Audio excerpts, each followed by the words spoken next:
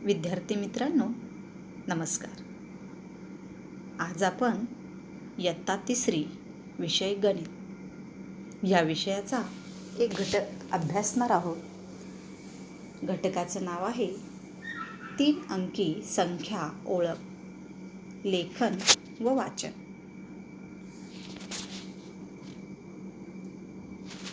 विद्यार्थी मित्रांनो, चित्र पहा. या चित्रामध्ये काय दिलेलं आहे निरीक्षण करा. या ठिकाणी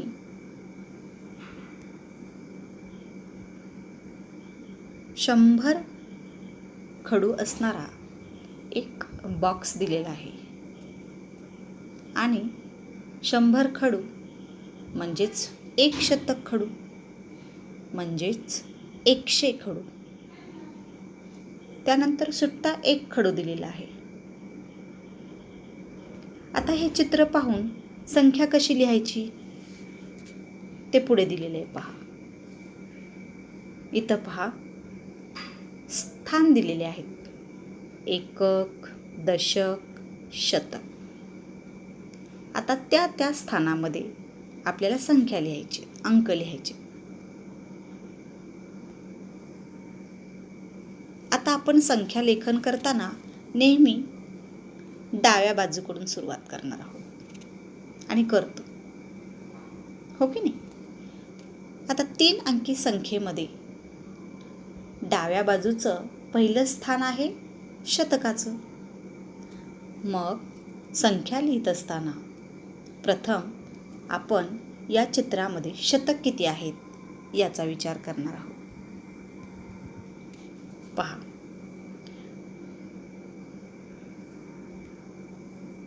या चित्रामध्ये शतक किती आहेत? 1, हो की नाही? इथं 1 लिहिलेलं आहे. दशक आहे का? नाही. म्हणून दशकाच्या स्थानामध्ये घरामध्ये 0 लिहिलेलं आहे या ठिकाणी. आणि एकक किती आहे? तर 1च खडू आहे, म्हणून एककाच्या घरामध्ये 1 लिहिलेलं आहे.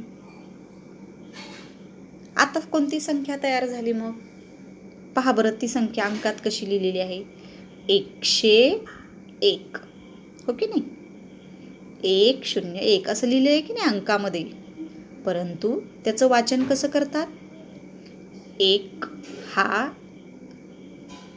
या संख्येमध्ये डावीकडून जो 1 दिसतो की नाही, या बाजूचा 1, तो शतकाचा आहे, शतक आहे तो. मग त्याचं वाचन करताना आपण 100 आहे, तो शतक आहे म्हणून 100 म्हणायचं. आणि त्यानंतर पुढे कोणता अंक आहे किंवा कोणती संख्या आहे? तर 1. मग 101 असं वाचन करणं अपेक्षित आहे.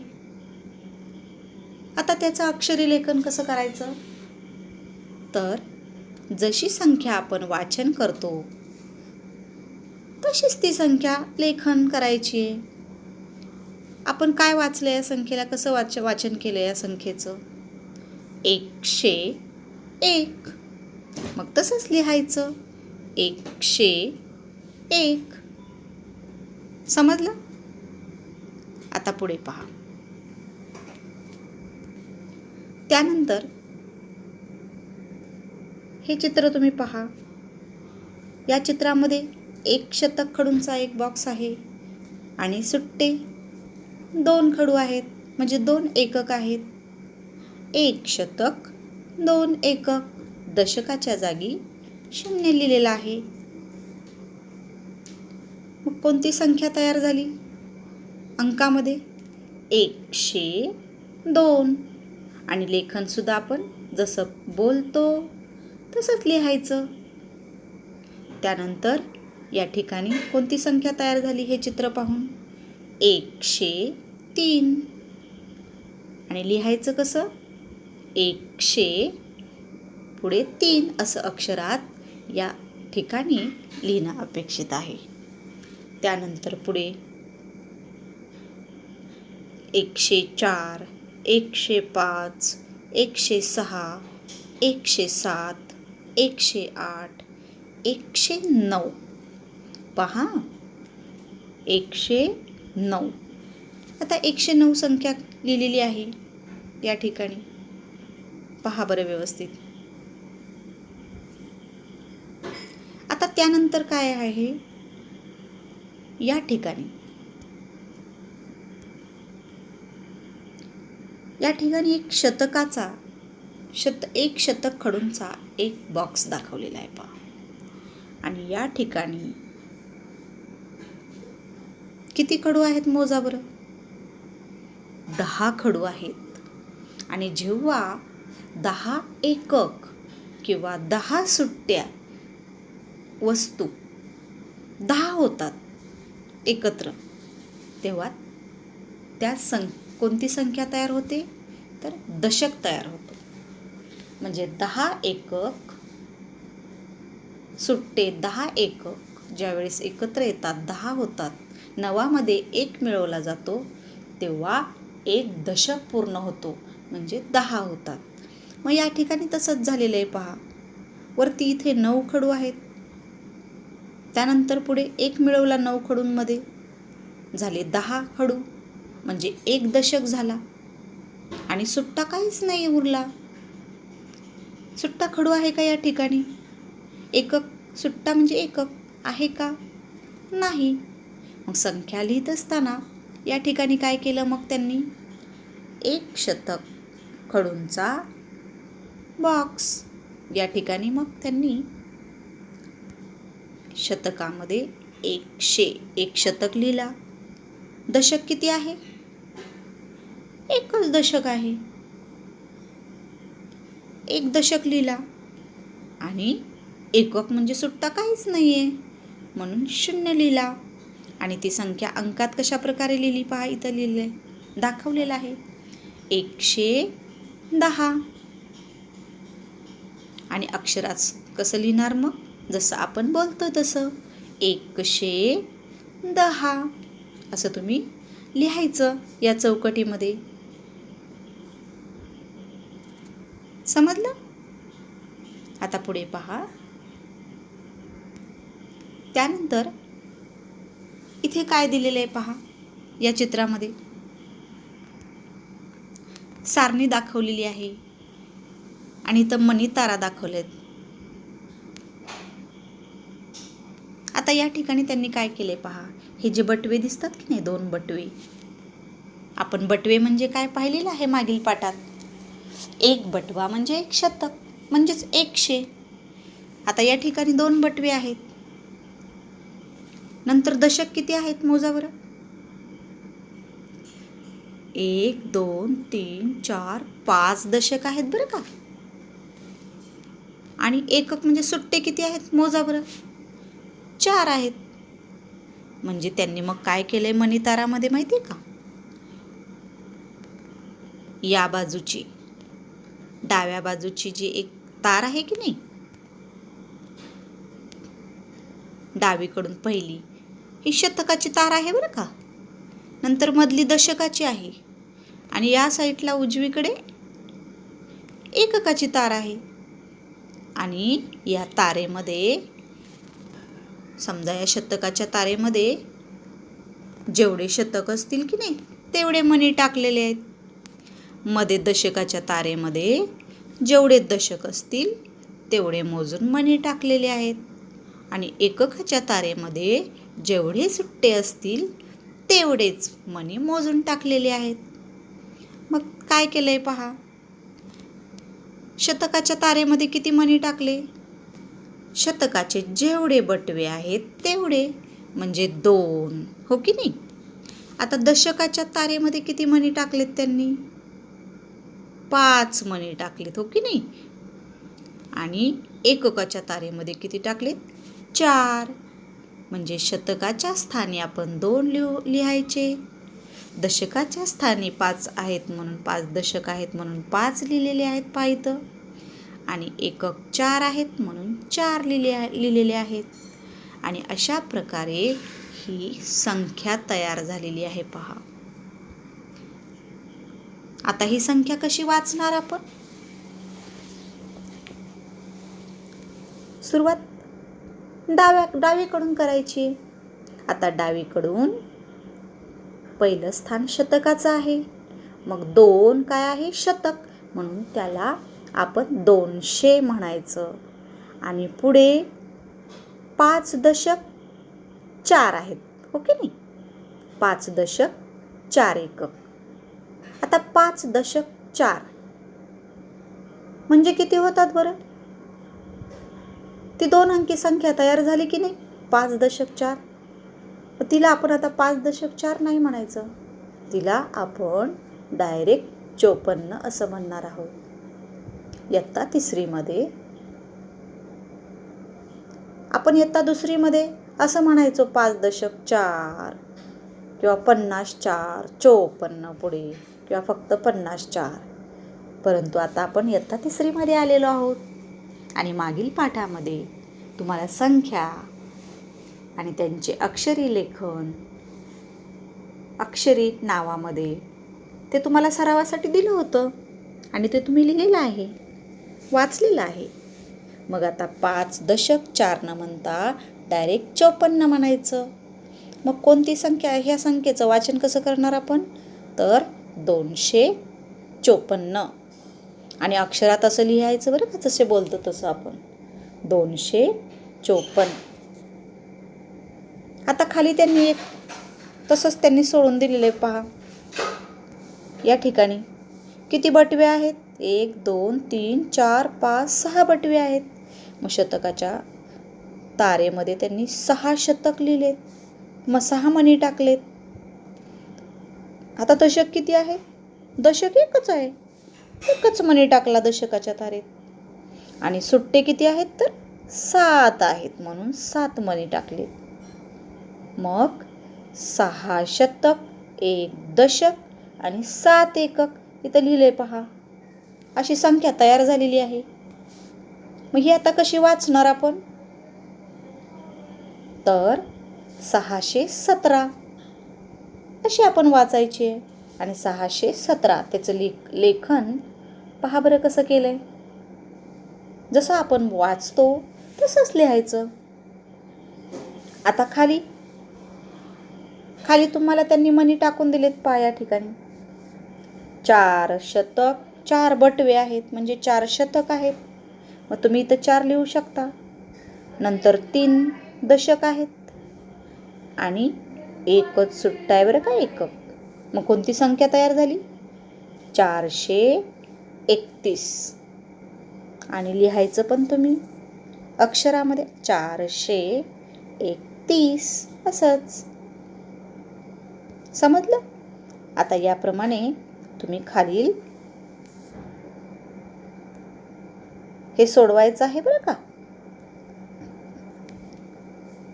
या तारांमध्ये मणी टाकायचे आहेत. कोणत्या संख्या तयार होतील त्या लिहायच्या आहेत आणि त्यांचं अक्षरी लेखन करायचं आहे. समजलं? आता पुढे पाहूया आपण. विद्यार्थी मित्रांनो, आपण इयत्ता 2री मध्ये 1 ते 100 या अंकांची ओळख करून घेतलेली आहे. आता 100 99 नंतर किती आले? 100 येतात, हो की नाही? आता 100 म्हणजेच आपण शिकलेलो आहोत. 100 म्हणजे शतक, 100 म्हणजे शेकडा, हो की नाही? अजून काय नाव बरं 100ला? 100 म्हणजे 10 दशक. मग 100 म्हणजे सुद्धा 100च. आता जेव्हा 99 नंतर आपण 100 असं म्हणतो, त्याऐवजी आपण 100 असं म्हटलं तरी चुकीचं होत नाही बरं का. कारण आता 100 ही संख्या शेवटी आली आहे.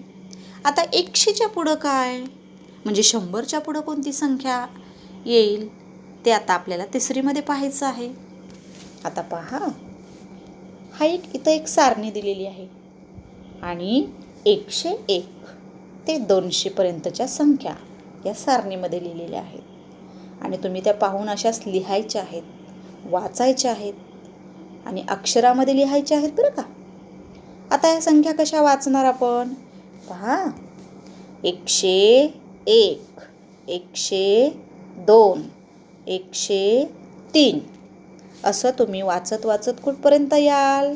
198, 199. आता ही संख्या पहा बरं, 199 व्यवस्थित. आता 199 मध्ये किती शतक आहेत रे?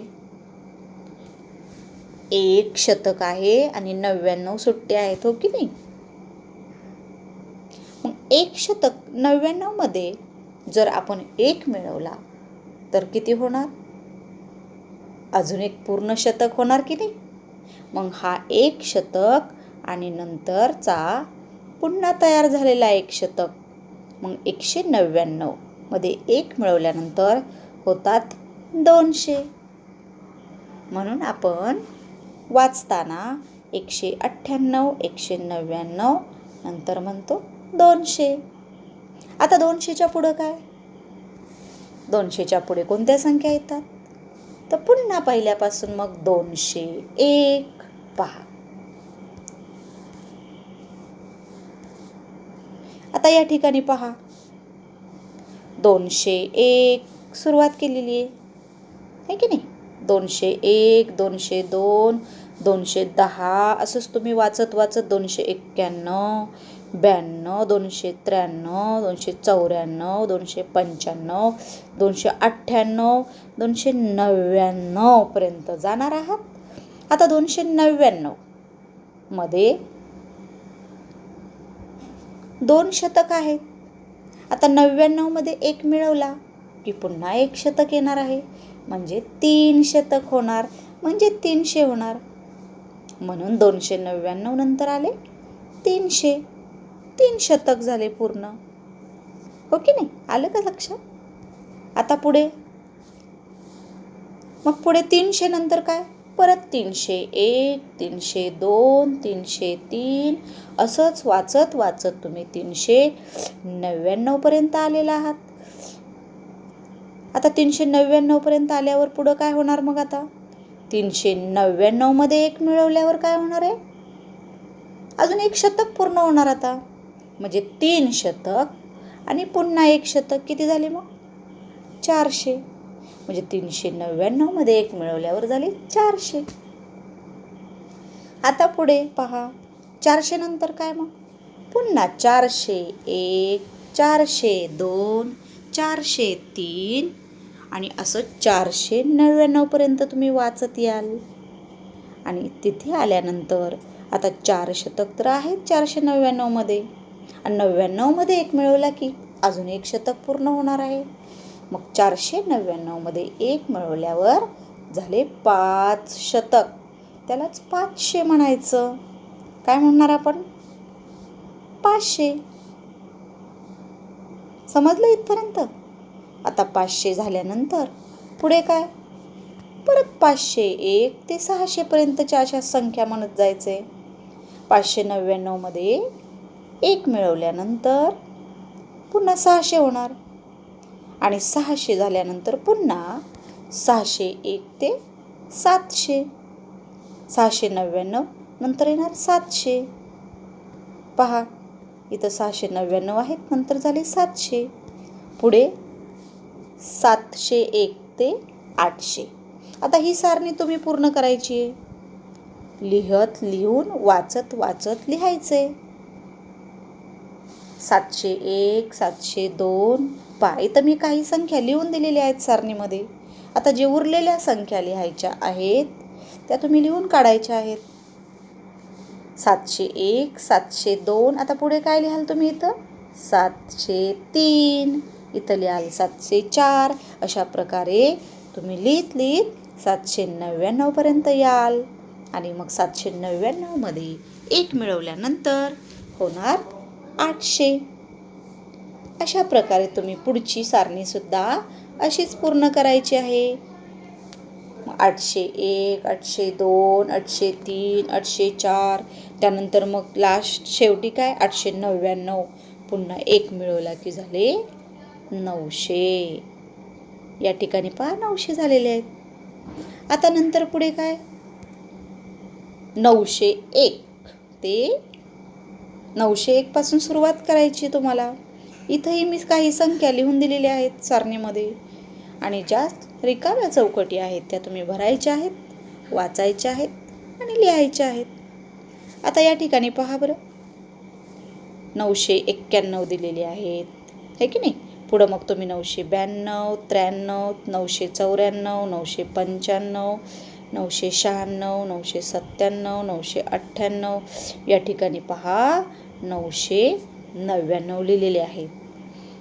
आता 999 मध्ये 1 मिळवल्यावर किती होणार? तर 10 शतक, म्हणजेच 1000. ही संख्या तुम्ही लक्षात ठेवायची आहे. आणि अजून एक गोष्ट कोणती लक्षात ठेवायची? 10 शतक म्हणजे 1000 होय. मग समजलं तुम्हाला? 3 अंकी संख्या म्हणजे काय, त्या किती आहेत, कशा लिहायच्या, कशा वाचायच्या, हे आपण तक्त्यांवरून पाहिलं. मग हे सर्व तक्ते तुम्ही तुमच्या वहीमध्ये लिहायचे, त्याचं वाचन करायचं आहे आणि त्यांचं अक्षरी लेखनसुद्धा तुम्हाला करता यायला हवं आणि त्याचा सराव तुम्ही करायचा आहे. मग समजलं तुम्हाला? काही शंका असतील तर मला कमेंट बॉक्समध्ये नक्की विचारा. धन्यवाद.